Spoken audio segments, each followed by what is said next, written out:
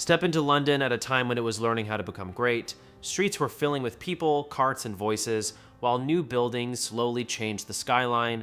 Along the river, trade was growing, and deep inside the city, work and industry were shaping daily life. Every road, every market, and every home carried signs of change. The scenes you are watching are AI-generated and creatively reconstructed to represent history.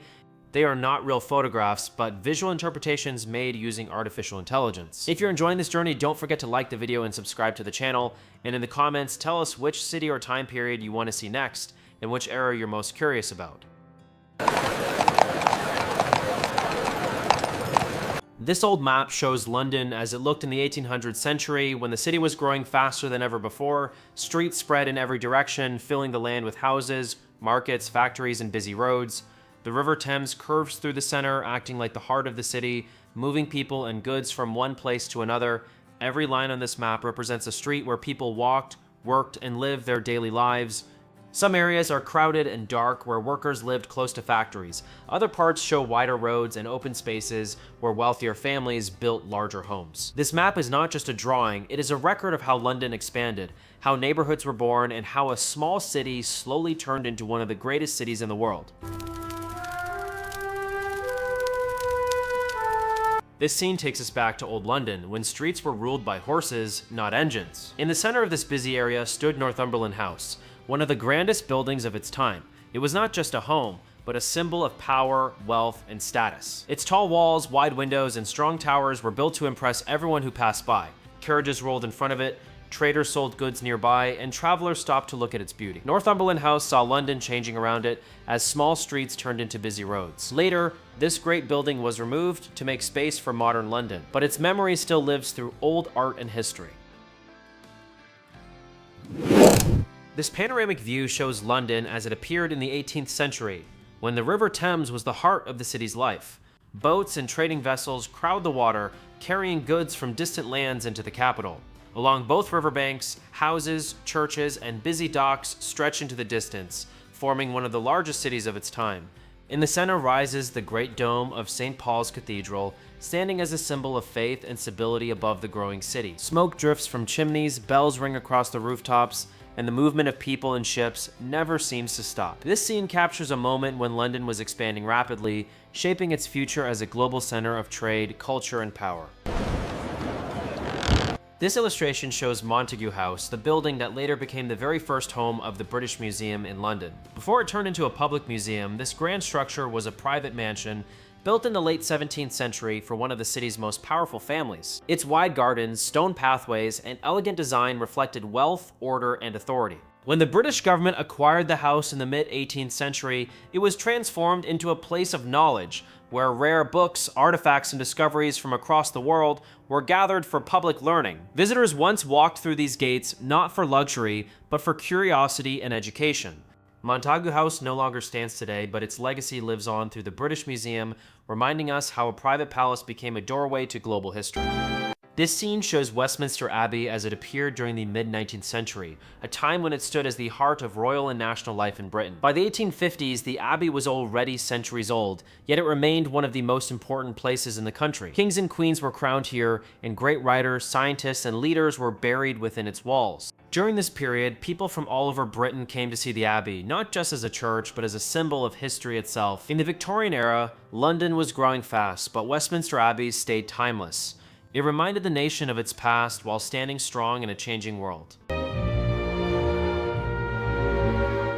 This scene shows Big Ben and the Houses of Parliament as they appeared in the mid-19th century. During the 1850s, these buildings were newly rising as symbols of power, time, and government. The tall clock tower stood beside the River Thames, marking each hour for a city that was growing faster than ever before.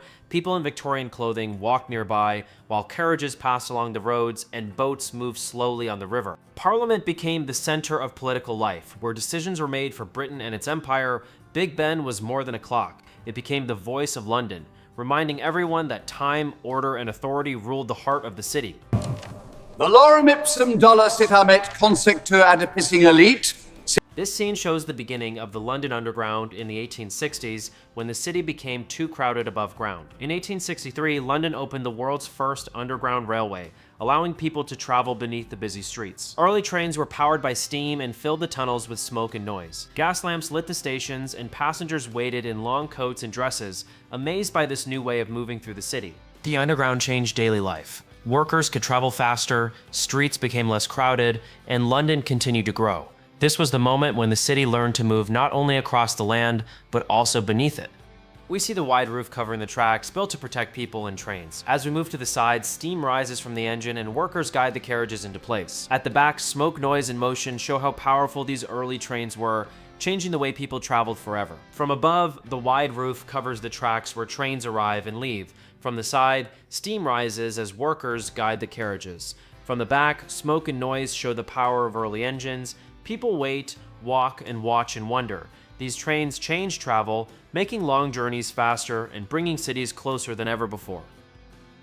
This scene shows the London docks as they appeared in the 19th century, when the river was the heart of trade and industry. Large wooden ships arrived from faraway lands carrying timber, grain, and goods from Europe and North America.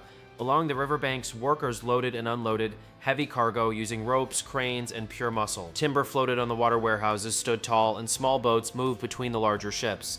The air was filled with the sound of water, tools, and hard labor. Areas like Rotherhithe and the Surrey commercial docks became famous for wood and grain trade. Thousands of people depended on these docks for work, food, and survival. These docks helped London grow into the world's largest trading city. They were not just ports, they were the engines of the empire, moving goods, people, and power across the globe. Areas like Rotherhithe and the Surrey commercial docks became famous for wood and grain trade. Thousands of people depended on these docks for work, food, and survival. These docks helped London grow into the world's largest trading city. They were not just ports, they were the engines of the empire, moving goods, people, and power across the globe. This is Trafalgar Square in London, where the National Gallery stands beside St. Martin in the Fields Church. The National Gallery was built in the 1800s so people could see some of the world's greatest paintings. It was not just a building for art, but a symbol of culture and learning in London. Next to it, St. Martin in the Fields Church stood as a place of peace in the middle of a busy city. Rich and poor, all kinds of people came here. On these streets, horse carriages moved slowly, people walked calmly, and the city was changing. From this place, London grew into a center of art, knowledge, and modern civilization. This is Old London near Trafalgar Square. The National Gallery stands proudly, built to protect great art for everyone. Beside it is St. Martin in the Fields, a quiet church in a busy city. Horse carriages pass slowly, people walk in long coats and dresses. This place shows how London grew through art, faith, and daily life. This scene shows London in the year 1853, a city full of movement and change. Horse-drawn buses and carts fill the streets, while gas lamps light the roads as evening comes. People in long coats, top hats, and dresses walk between shops and houses. Smoke from factories drifts through the air, reminding everyone that industry rules the city. London in 1853 stands between two worlds, the old traditions and the modern future.